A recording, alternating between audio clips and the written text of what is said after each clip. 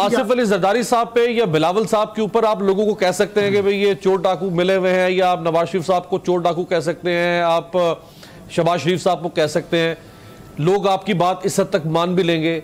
लेकिन जो बात ये कह रहे हैं लोगों को कि इमरान खान साहब ने मईशत बर्बाद कर दी, इमरान खान साहब ने आपकी तनख्वाहें गरक कर दी, आपके घर के चूल्हे ठंडे कर दिए, बिजली महंगी कर दी, लोग ये बात भी तो मानेंगे ना फिर।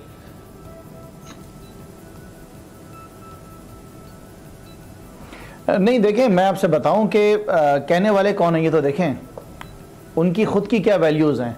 आज तो ये कह रहे हैं ना कि मईशत का बेड़ा गर्क कर दिया। मईशत तो 5.37 GDP आपके सामने नज़र आ रही है। देखिए, मैं आपसे एक बात बताऊं कि मेरी पूरी हमदर्दियां इनके साथ हैं। मुझे एहसास हो रहा है अमीर अब्बास साहब कि ये पाकिस्तान की 2 से 3 सियासी जमातें जो हैं ये हमेशा के लिए फारिग होने लगी हैं पाकिस्तान की सियासत से। ये जो कुछ इस वक्त कर रहे हैं, जो धरने दे रहे हैं, एहतजाज कर रहे हैं, और सारे इकट्ठे हो गए एक अचार की शक्ल में, इनके पास और कोई चॉइस मौजूद नहीं है। देखें, अगर आप इनको इन चीज़ों से रोकेंगे ना तो ये आवाम के पास अपना क्या चेहरा लेके जाएंगे। इन्होंने यही सारी बातें कर रही हैं।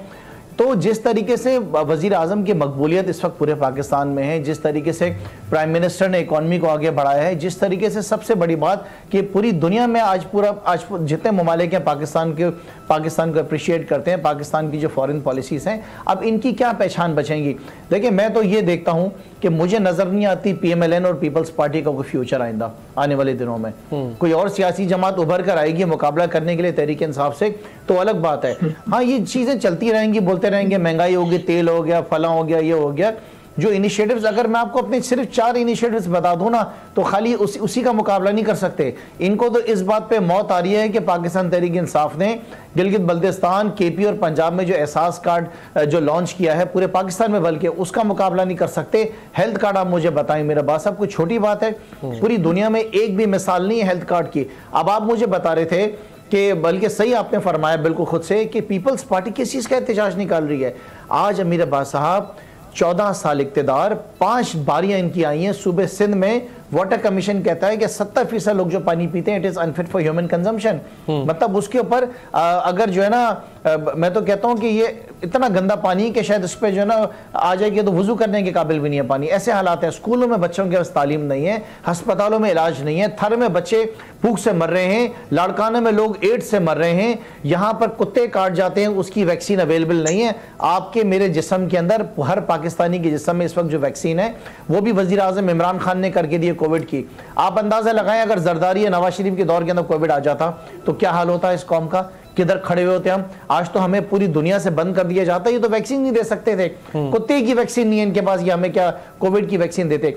लिहाजा देखें, आपको और मुझे इनके साथ हमदर्दी थोड़ी बहुत रखनी पड़ेगी, क्योंकि देखें ये इनकी सालमियत का सवाल है। अभी तो फारिग होने लगे, आपकी हुकूमत भी हमदर्दी के लायक। मैंने कहा ना कि इनसे सिर्फ एक सवाल का मुझे आप जवाब दे दें, एक जवाब, मैं क्लोज कर रहा हूं सर, एक सवाल का जवाब इनसे दे दें कि ये कोई इनके पास जवाब है जो मकसूद मुंशी के अकाउंट से 4 अरब रुपए निकले हैं, उसके बारे में बता सकते हैं? कैसे शहबाज शरीफ साहब अभी तक बैठे हैं जो कहते थे एक धेले की भी करप्शन साबित हो जाए तो। सो हमें तो अपनी अदालतों में पूरा यकीन है ये ओपन एंड शट केस है।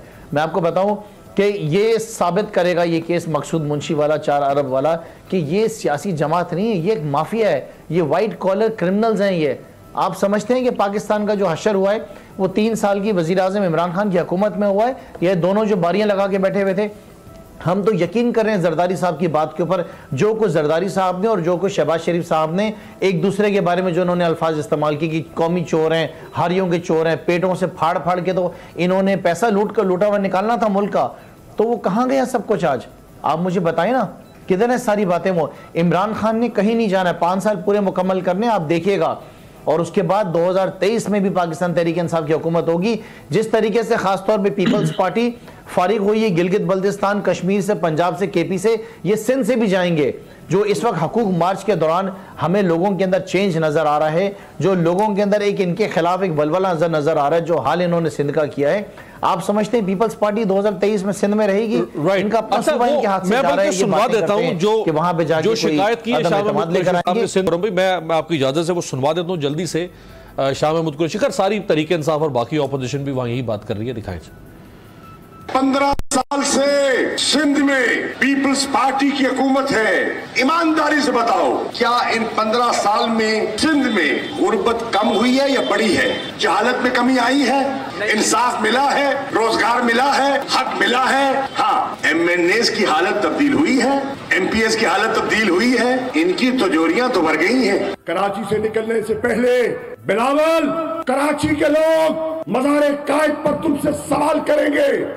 जो गन पॉइंट पर लोगों को लूटा जा रहा है, जो थाने बिक रहे हैं, जो गुंडागर्दी हो रही है, जो अगवा हो रहे हैं, जो डकैतियां हो रही हैं, बिलावल, अमने अम्मा की जिम्मेदारी किसकी है?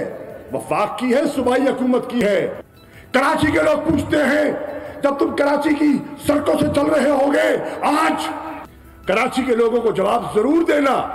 जी तारिक साहब, आप कराची में मौजूद हैं, तो आज निकले बिलावल कराची से, कुछ लोगों में था इस तरह के ये एहतजाज तो इनके खिलाफ होना चाहिए, ये क्यों दूसरों के खिलाफ एहतजाज कर रहे हैं? जो पॉलिटिकल मूवमेंट होती है ना, आपको पता है कि उसका अपना एक मोमेंटम होता है, उसमें लोग होते हैं। बिलावल साहब निकले हैं, वो एक पूरी पॉलिटिकल कैंपेन लेके जा रहे हैं।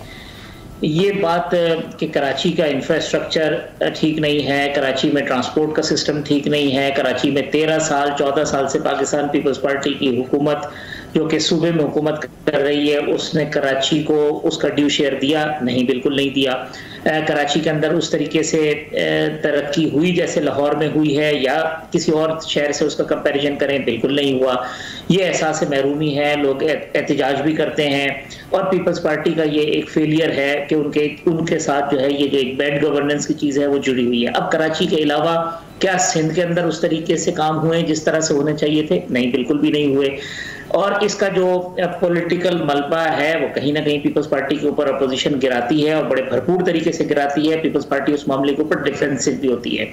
कुछ चीज़ों के ऊपर पीपल्स पार्टी ने अच्छे काम किए, अनफॉर्चुनेटली वो काम भी वो हाईलाइट नहीं कर सके।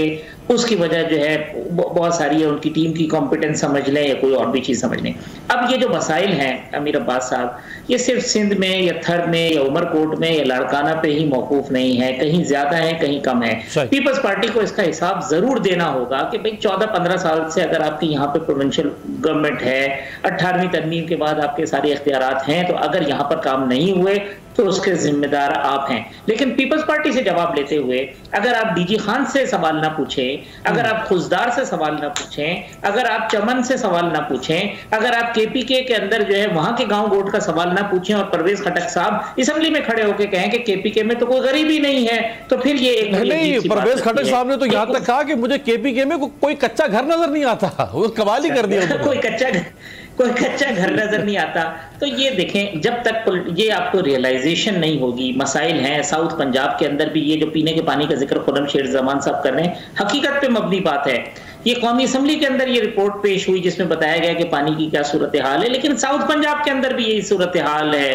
अंदरून सिंध के गांव गोट हो या बलूचिस्तान के गांव गोट हो, यही सूरत हाल है। हम पॉइंट स्कोरिंग से बढ़ के हमें जब तक हम पास चीजों के ऊपर कंसेंसस नहीं करेंगे, मामला इसी तरीके से चलते रहेंगे। हम किसी चीज का जिम्मेदार पीपल्स पार्टी को करार देंगे, किसी चीज का जिम्मेदार जो है वो पीटीआई को करार देंगे।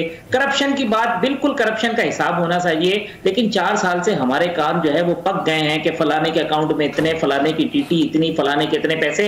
आप लाएं, ट्राई करें, उनको निकल कुछ नहीं।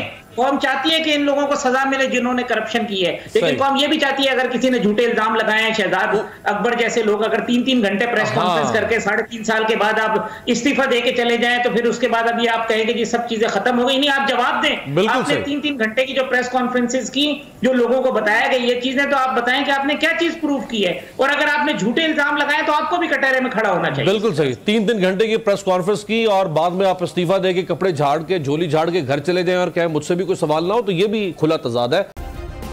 सब्सक्राइब करें और बेल दबाएं ताकि कोई खबर रह न जाए।